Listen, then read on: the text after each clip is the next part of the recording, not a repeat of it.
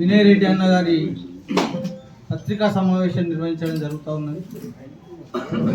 ఈ పత్రికా సమావేశానికి ఇచ్చేసినటువంటి పాత్రికేయ మిత్రులు, ప్రింట్ మీడియా, ఎలక్ట్రానిక్ మీడియా, వివిధ సంస్థల నుంచి వచ్చినటువంటి మిత్రులందరికీ నమస్కారాలు, స్వాగతం చేస్తూ, అలాగే ఈ కార్యక్రమానికి ఇచ్చేసిన మా కాంగ్రెస్ పార్టీ సీనియర్ నాయకులు, కౌన్సిలర్లు, మార్కెట్ కమిటీ డైరెక్టర్లు, నాయకులు, కార్యకర్తలందరికీ కూడా స్వాగతం, సుస్వాగతం.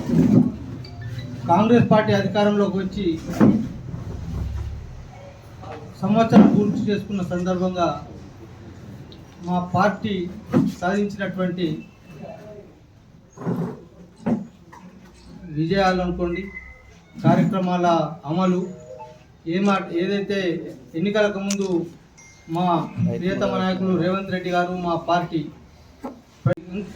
వస్తున్నటువంటి నెక్స్ట్ మళ్ళీ మేము ఏం చేయబోతున్నాం ప్రజలకు విపులంగా మా వినయ్ కుమార్ రెడ్డి గారు తెలియజేస్తారు. వారు మాట్లాడాల్సి. నమస్కారంలో. కాంగ్రెస్ పార్టీ అధికారంలోకి వచ్చి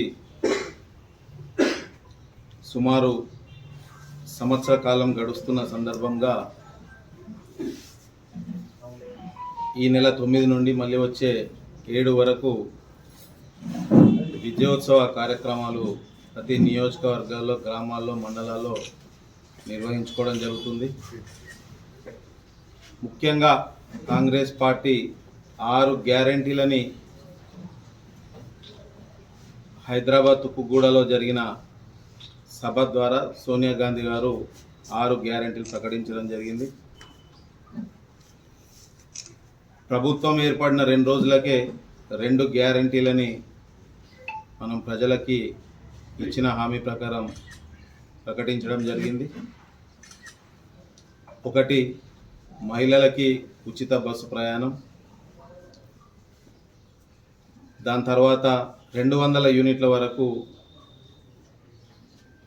గృహలక్ష్మి కింద వాళ్ళందరికీ కూడా ఉచితంగా ఇస్తామని చెప్పి అది కూడా ఇవ్వడం జరిగింది. గృహజ్యోతి కింద 10 లక్షల వరకు ఆరోగ్యశ్రీని కూడా మనము ప్రజలకు ఇస్తున్నాం. రైతులకు కూడా రుణమాఫీ 2 లక్షల వరకు చేస్తామని చెప్పినట్టుగా 15 రోజుల్లోనే సుమారు 18,000 కోట్ల రూపాయలని కాంగ్రెస్ ప్రభుత్వం రైతులకి ఇవ్వడం జరిగింది. ఇంకా కొన్ని టెక్నికల్ ప్రాబ్లమ్స్ వల్ల బ్యాంకుల ద్వారా కొంత సమాచారం కరెక్ట్ రాకపోవడం వల్ల సుమారు ఇంకొక 10 నుంచి 11,000 కోట్ల వరకు రుణమాఫీ బాకీ ఉంది అని చెప్పి అది కూడా వచ్చే నెలలో ఇస్తామని కూడా మంత్రులు కానీ ముఖ్యమంత్రి గారు చెప్పడం జరిగింది. గ్యాస్ కూడా కాంగ్రెస్ ప్రభుత్వం 2014 కన్నా ముందు ఏదైతే ధర ఉందో ఆ ధరనే ఇస్తామని చెప్పి 500 రూపాయలకే గ్యాస్ సిలిండర్ కూడా మహిళలకు ఇస్తున్నాం.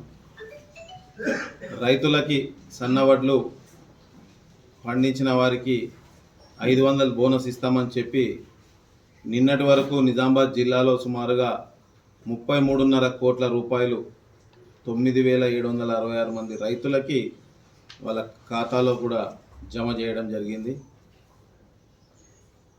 అంతేకాకుండా బీసీ డిక్లరేషన్ రాహుల్ గాంధీ గారు ఏదైతే చెప్పడం జరిగిందో ఆ డిక్లరేషన్ ద్వారా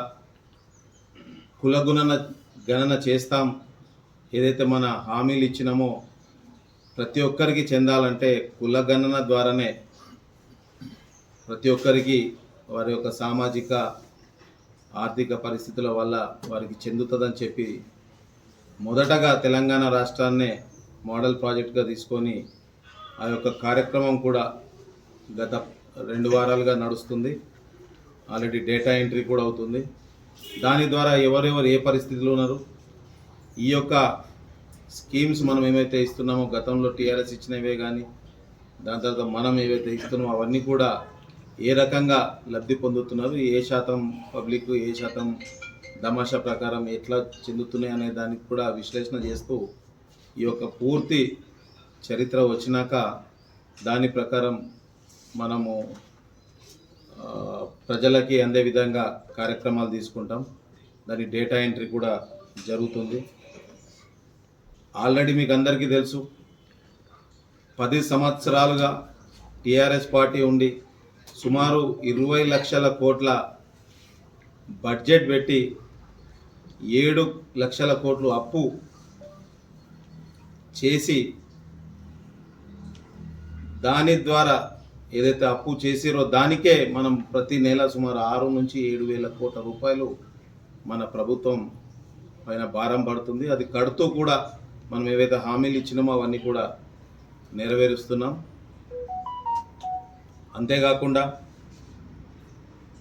దుబాయ్కి, గల్ఫ్ దేశాలకి వలస వెళ్ళే కార్మికులకి అక్కడ ఎవరికన్నా ప్రమాదం జరిగి చనిపోతే మన ప్రభుత్వం డిసెంబర్ 7కి వచ్చింది కనుక దాని తర్వాత ఎవరికైనా అక్కడ ఆకస్మికంగా కానీ ప్రమాదకరంగా కానీ చనిపోతే వారికి 5 లక్షల రూపాయలు ఇస్తామని చెప్పి, ఎక్స్గ్రేషియా ఇస్తామని చెప్పి కూడా ఆల్రెడీ మన జిల్లా నుంచి 36 మందికి, మన నియోజకవర్గం నుంచి 11 మందిని కూడా తీసుకొని వారికి కూడా ఇచ్చే కార్యక్రమం కూడా కాంగ్రెస్ పార్టీ చేస్తుంది.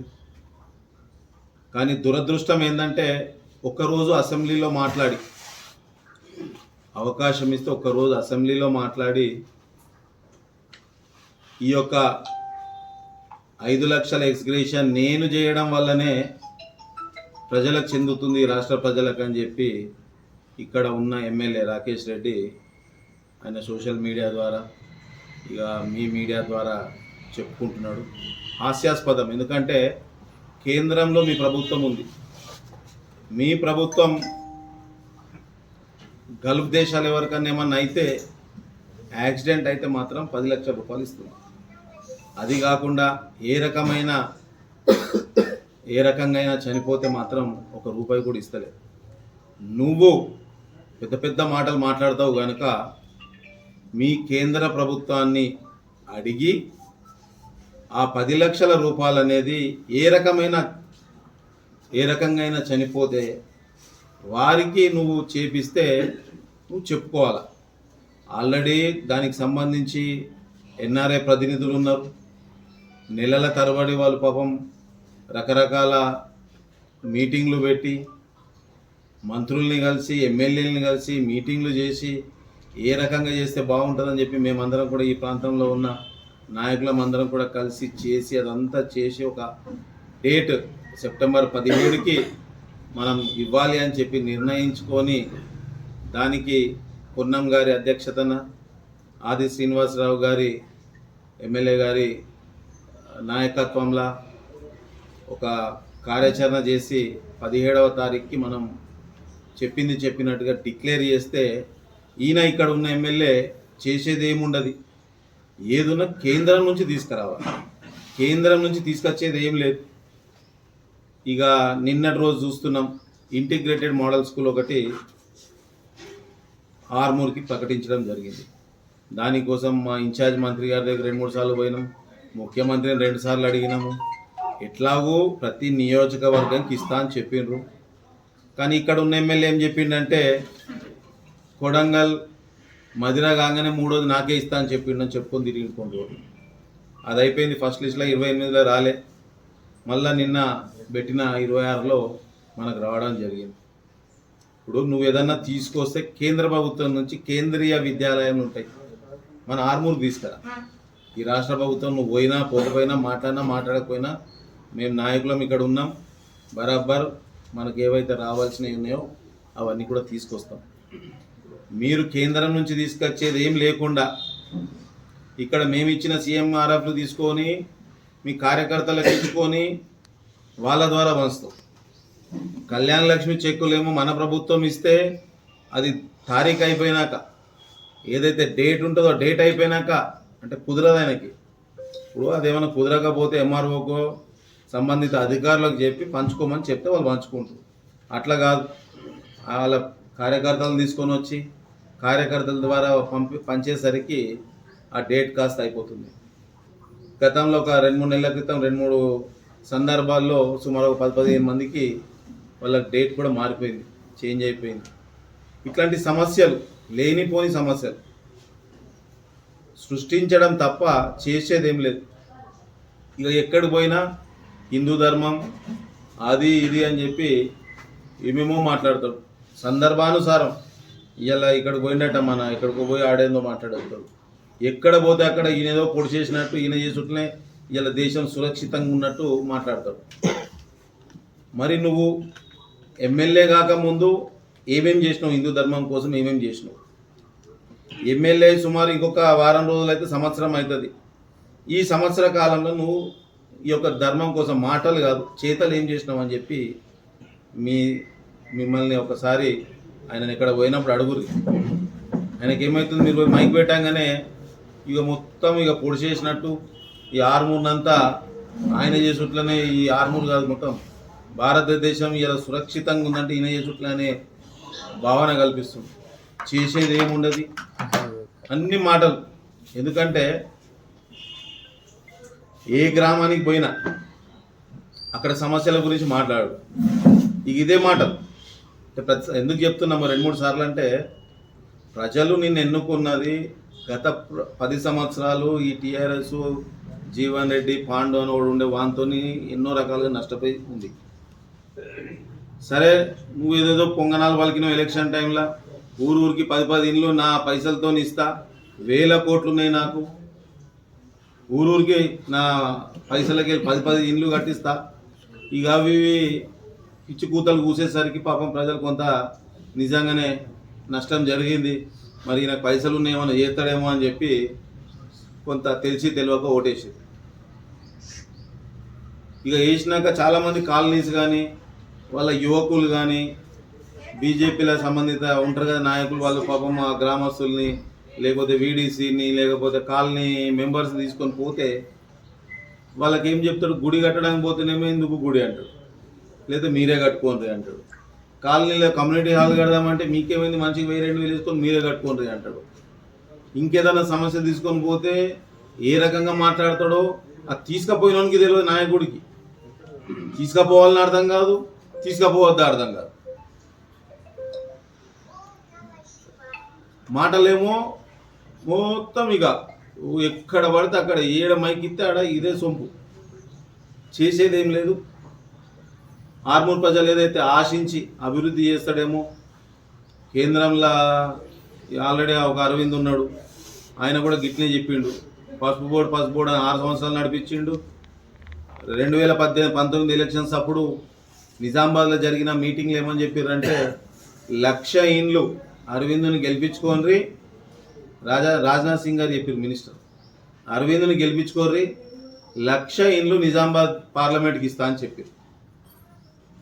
అట్లనే ఈయన్నే ఆర్మూల రైతు సదస్సు జరిగింది, దాంట్లో చెప్పారు, ఒకవేళ పసుపు ఆర్మూర్లో కానీ సాంగ్లీలో కానీ ఇంకెక్కడన్నా కానీ ప్రాంతంలో 10,000 అమ్ముడు పోతే, గుజరాత్లో 18,000 అమ్ముడు పోతే, ఈ 8,000 ఏదైతే డిఫరెన్స్ ఉందో క్వింటాల్కి మీకు సరాసరి మీ ఖాతాలో పడుతుందని చెప్పి ఇవన్నీ పక్కకు పెట్టిరు.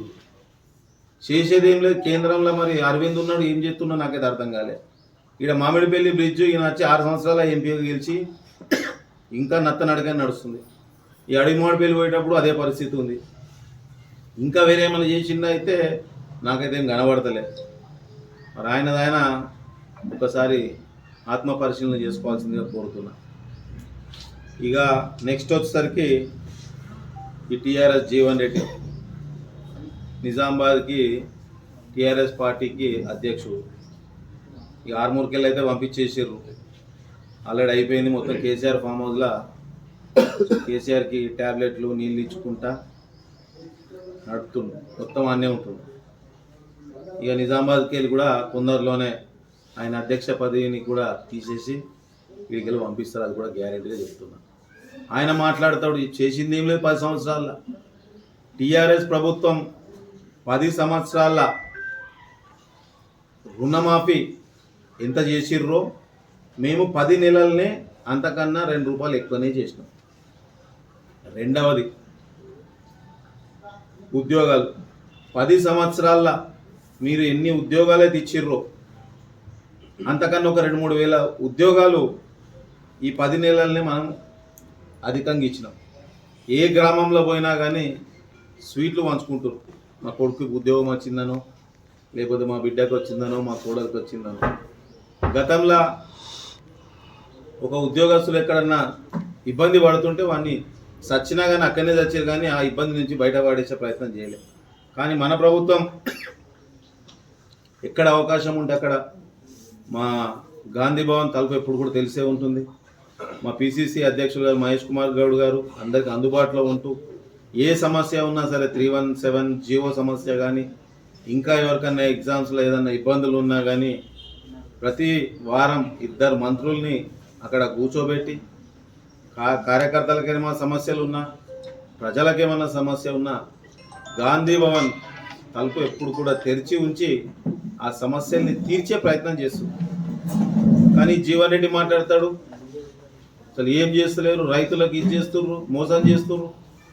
గతంలో నేను బీజేపీలో ఉన్నప్పుడు ఎన్నోసార్లు ధర్నాలు చేసినాం.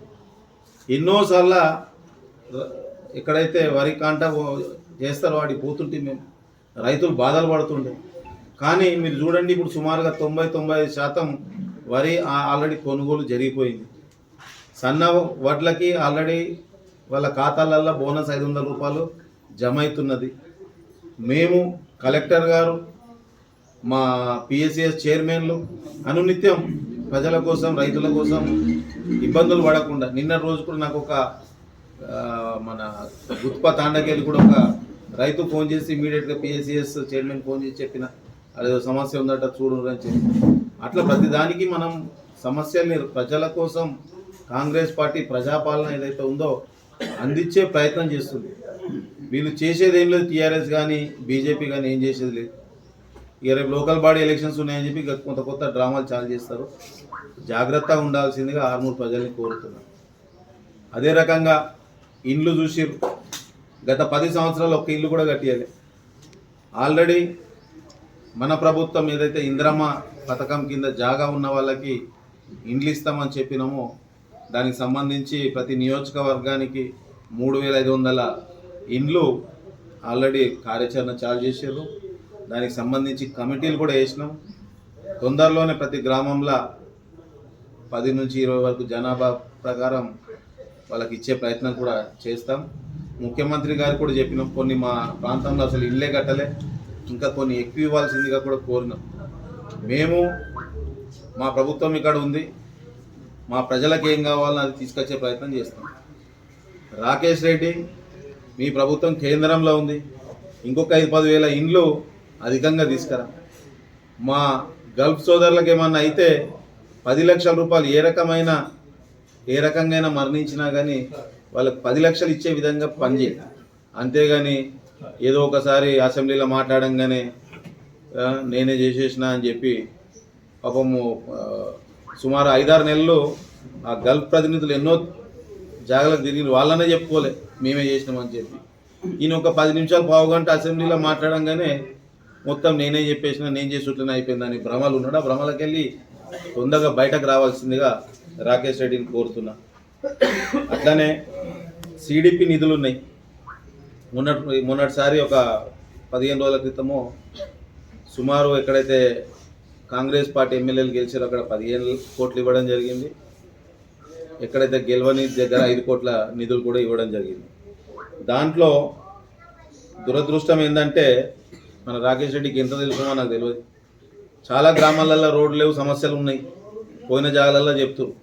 కానీ ఈయన ఏం చేసిందంటే ఒక 3,70,00,000 రూపాయలు ఆయన ఇంటి పక్కకి వెళ్ళి మునిపెల్లికి పెట్టుకున్నాడు. అబ్బా, ఏడికి పెట్టుకున్నాడు? మునిపెల్లికి పెట్టుకున్నాడు. దాంట్లో శారణ మందమే మన పొలిమేర ఆర్మూర్ నియోజకవర్గం అనేది శారన్నే. బారాన్ అనేది రూరల్ మండలంకి సంబంధించి. చూడు ఆయన తెలివి, అదే తీసుకపోయి ఇంకెక్కడ లేవో చూసి ఆడ పెట్టింటే ఒక 3-4 కిలోమీటర్లు రోడ్ సౌలత్ అవుతుండే. ఇంకోటి తీసుకపోయి వాళ్ళ అత్తగారు ఊర్లో అడ్డంకేశాల్లో పెట్టిండు. అది కూడా చాలామంది చెప్పిర్రు, ఎక్కువ ప్రజలు తిరగారన్న అది. ఇక అది ఎందుకు పెట్టిండో ఆయనకే తెలియాలని చెప్పిండు. నిధులు ఆల్రెడీ టీఆర్ఎస్ ప్రభుత్వం చేసిన అప్పుల ద్వారా ఎన్నో ఇబ్బందులు పడుతున్నాం. దాంట్లో వచ్చే నిధుల్ని కూడా సక్రమంగా వినియోగించుకునే తెలియలేదు ఎమ్మెల్యేకి. మాటలు మాత్రం కోటలు దాటుతాయి. అట్లే ఇంటిగ్రేటెడ్ స్కూల్ కూడా మా ఆర్మూర్ నియోజకవర్గానికి ఇంటిగ్రేటెడ్ స్కూల్ కల్పించినందుకు మా నియోజకవర్గ ప్రజల ద్వారా కాంగ్రెస్ పార్టీ నాయకులు కార్యకర్తలు అందరం కూడా ముఖ్యమంత్రి గారికి ధన్యవాదాలు తెలియజేస్తున్నాం. గతంలో 10 సంవత్సరాలు టీఆర్ఎస్ ప్రభుత్వంలో కులాల వారీగా పెట్టి కొంత ఇబ్బందికరం చేసిరు కనుక ఒకే 25 ఎకరాల్లో ఇంటిగ్రేటెడ్ స్కూల్ ఉంటుంది. దాంట్లో కులాలకి మతాలకి అతీతంగా ఒక 100 కోట్లతో నిర్మించుకొని మంచి ఎడ్యుకేషన్ ఇవ్వడానికి 10 సంవత్సరాల నుండి 20 లక్షల కోట్ల బడ్జెట్ పెట్టి 10,000 కోట్లు కూడా ఎడ్యుకేషన్ పెట్టలే. అంతటి దరిద్రమైన పాలన టీఆర్ఎస్ పాలన.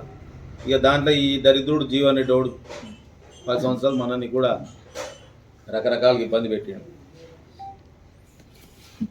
ఉంటే నీ పాలనలో, నీ 10 సంవత్సరాల పాలనలో ఏ ప్రజలు సంతోషపడ్డరు?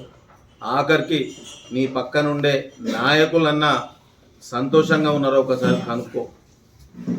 నేను ఎలక్షన్ సమయంలో నాకు కొద్దిగా ముందు ఇంటెలిజెన్స్ వాళ్ళు వచ్చారు. ఏడో పోయిన వాళ్ళని తిడుతురు సార్ అని చెప్పాడు. అంటే ఎప్పుడు చెప్పాలి, సందర్భంగా చెప్తున్నా. వాళ్ళు రావాలంటే సరే రండి, నాదేమో ఇక్కడే ఉన్నా అంటే వచ్చారు. ఏ ఊర్లో పోయినా వీడిని తిడుతురు సార్.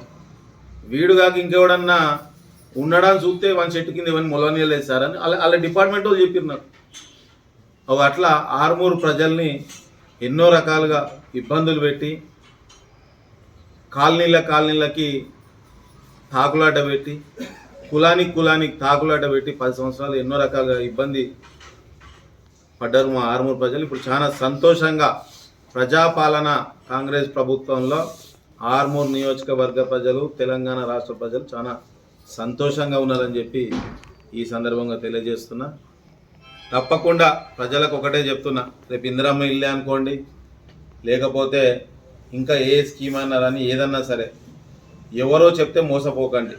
ఏదున్నా మీ ప్రతి గ్రామంలో ఇందిరమ్మ కమిటీ ఉంటుంది.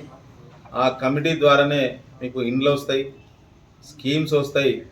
ఎవరో వచ్చి మేము అది ఇస్తామని చెప్పి కొన్ని డబ్బులు అడిగితే ఇచ్చే ప్రయత్నం చేయకండి, మోసపోతారని చెప్పి ఈ సందర్భంగా తెలియజేస్తున్నా. మీకు ఏదన్నా ఇబ్బంది ఉంటే మా మండల ప్రెసిడెంట్లు కానీ మా కాంగ్రెస్ నాయకుల దగ్గరకు పోయి మీకు ఏ రకమైన ఇబ్బంది ఉన్నా చెప్పండి. దవాఖానలో కానీ లేకపోతే మీకు నిమ్స్ హాస్పిటల్లో కానీ ఇంకేదన్నా సమస్యలు ఉన్నా చెప్పండి.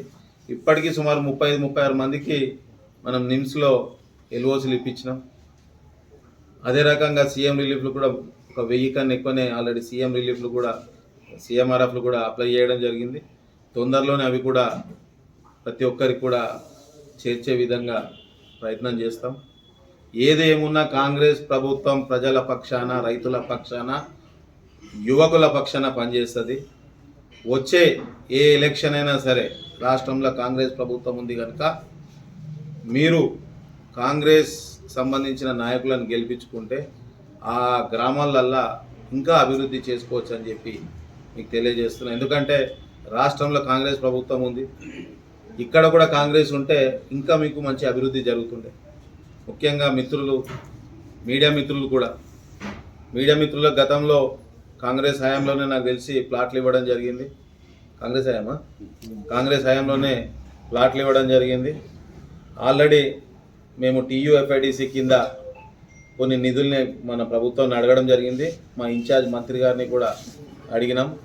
సుమారు ఒక 32 కోట్ల నిధులు ఏవైతే గతంలో రోడ్లు శాంక్షన్ అయి ఉన్నాయో అవి కూడా తప్పకుండా మాకు కావాలి, మా ప్రాంతం చాలా అన్యాయం జరిగింది ఆర్మూర్కి అని చెప్తే దాన్ని ఆలోచన చేస్తారు. తొందరలోనే ఆ 32 కోట్ల నిధులు ఏవైతే గతంలో శాంక్షన్ అయిన రోడ్లు ఉన్నాయో అవన్నీ కూడా మనం సాధిస్తామని చెప్పి తెలియజేస్తూ, అట్లనే ఇంకొక 12.5 కోట్ల నిధులు కూడా ఆర్మూర్ పట్టణంలో డ్రైనేజ్లకి, CC రోడ్లకి, అట్లనే మీ యొక్క కాలనీకి సంబంధించిన దానికి కూడా కొన్ని నిధులు పెడతానని చెప్పి కూడా ఈ సందర్భంగా తెలియజేస్తూ,